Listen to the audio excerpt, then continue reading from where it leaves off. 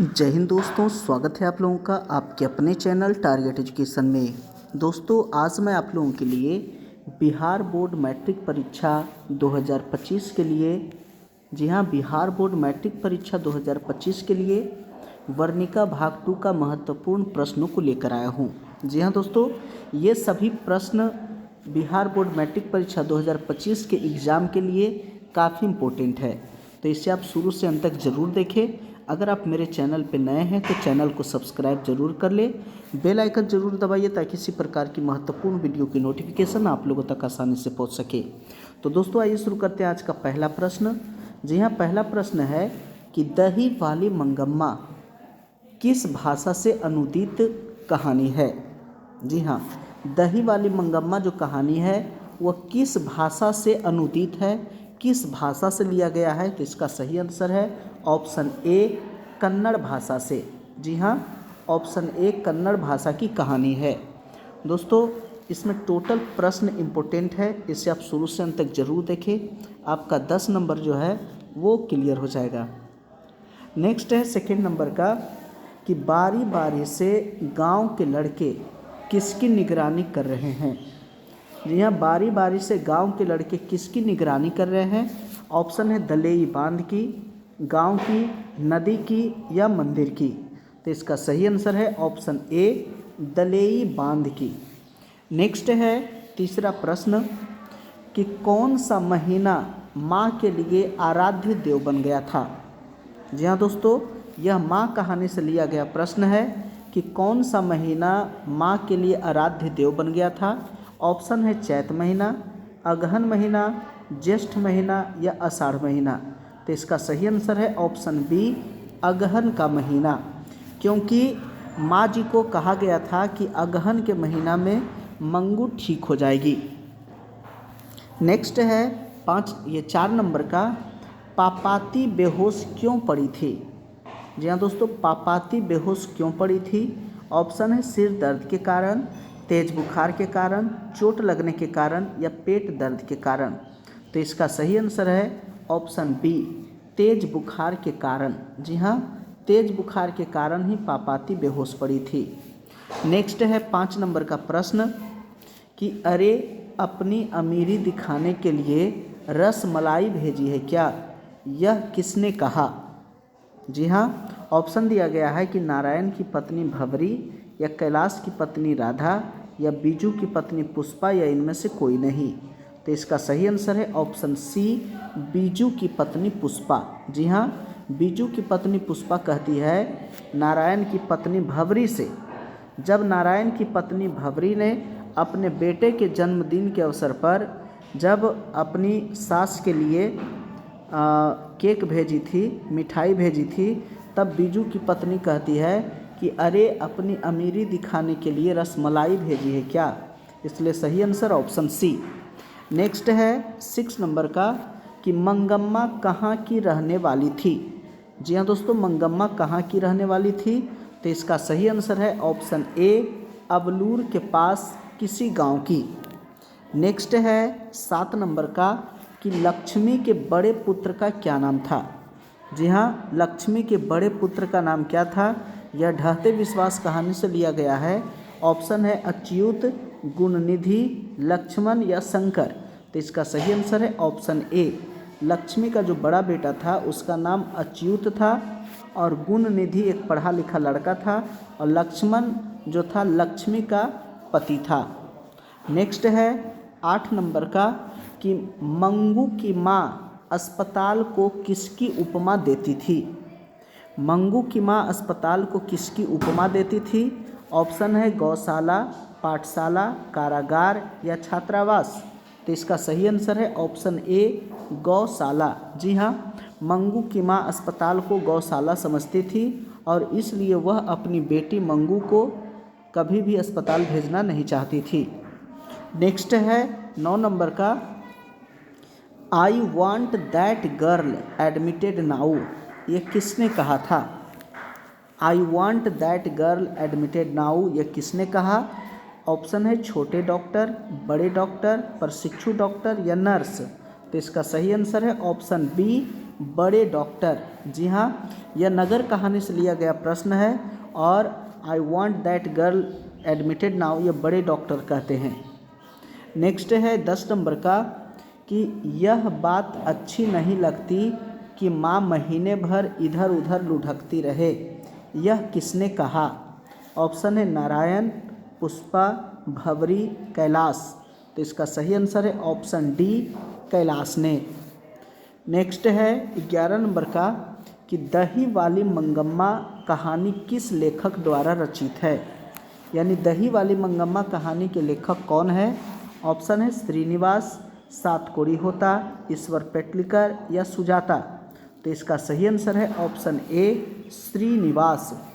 Next है 12 number का कि ढहते विश्वास कहानी में किस राज्य को बाढ़ एवं सूखा से प्रभावित दिखाया गया है? जी हाँ, ढहते विश्वास जो कहानी है उसमें किस राज्य को बाढ़ एवं सूखा से प्रभावित दिखाया गया है? ऑप्शन है बिहार, राजस्थान, उड़ीसा या केरल। तो इसका सही आंसर है ऑप्शन सी, उड़ीसा को। नेक्स्ट है 13 नंबर का प्रश्न कि माँ कहानी किस भाषा से अनुदित है? ऑप्शन कन्नड़, गुजराती, तमिल या उड़िया। तो इसका सही आंसर है ऑप्शन बी, माँ कहानी जो है वह गुजराती भाषा से अनुदित है। नेक्स्ट है 14 नंबर का पापाती को उसकी माँ इलाज के लिए कौन से शहर लेकर गई थी? जी हाँ, पापाती को तेज बुखार आया था और उसे मेनिंजाइटिस हो गया था, तो उसकी माँ इलाज के लिए कौन से शहर लेकर गई थी? ऑप्शन है बेंगलुरु, हैदराबाद, चेन्नई या मदुरई। तो इसका सही answer option D, Madurai. Next है 15 नंबर का कि सीता को कितने पुत्र थे? जी हाँ, सीता को कितने पुत्र थे? ऑप्शन है 2, 3, 4 या 5। तो इसका सही आंसर होगा ऑप्शन बी। जी हाँ, सीता को 3 पुत्र था। नारायण, जी हाँ एक था नारायण, और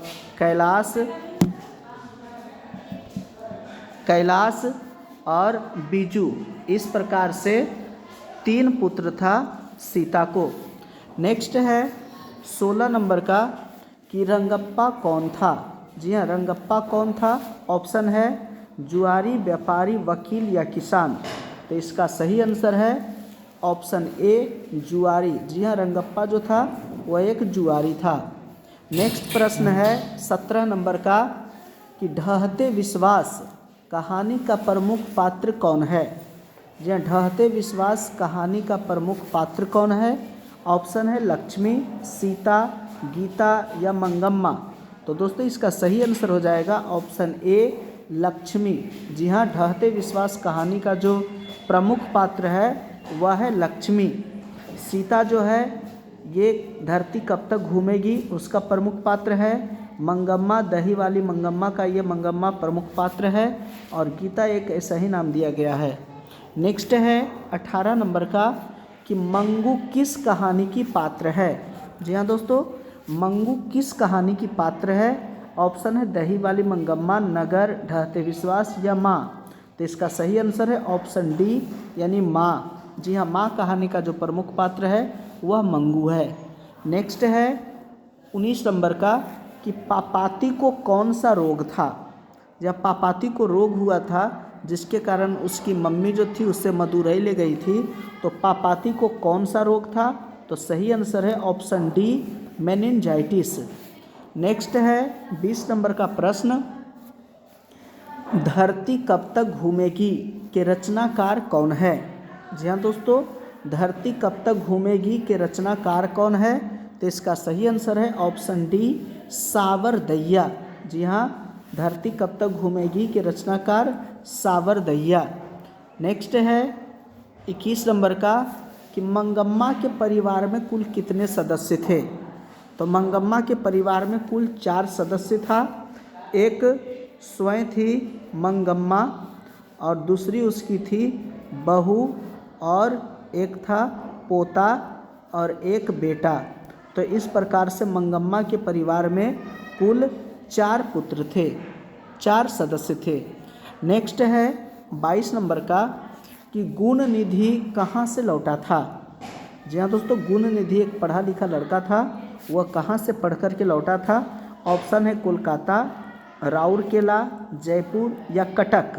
तो इसका सही आंसर है ऑप्शन डी यानी कि कटक। नेक्स्ट है 23 नंबर का, किसके पागलपन में सुधार देख लोग मंगू की मां को अस्पताल जाने की सलाह दे रहे थे? जी हाँ, किसके पागलपन में सुधार हुआ था? तो उसको देख करके लोगों ने मंगू की मां को कहा कि मंगू को अस्पताल में भर्ती कराइए।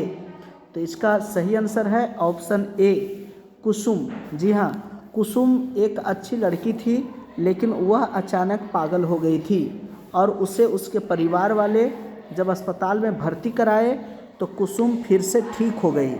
इसी को देख करके गांव वाले कहा कि मंगू को भी अस्पताल में भर्ती कराइए ताकि मंगू भी ठीक हो जाए।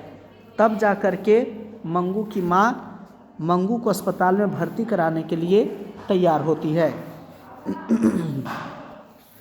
पापाती कौन थी? जी हाँ, पापाती कौन थी? वल्ली अमाल की बहन या भतीजी या पुत्री या पोती? तो इसका सही आंसर है ऑप्शन सी, वल्ली अमाल की पुत्री थी।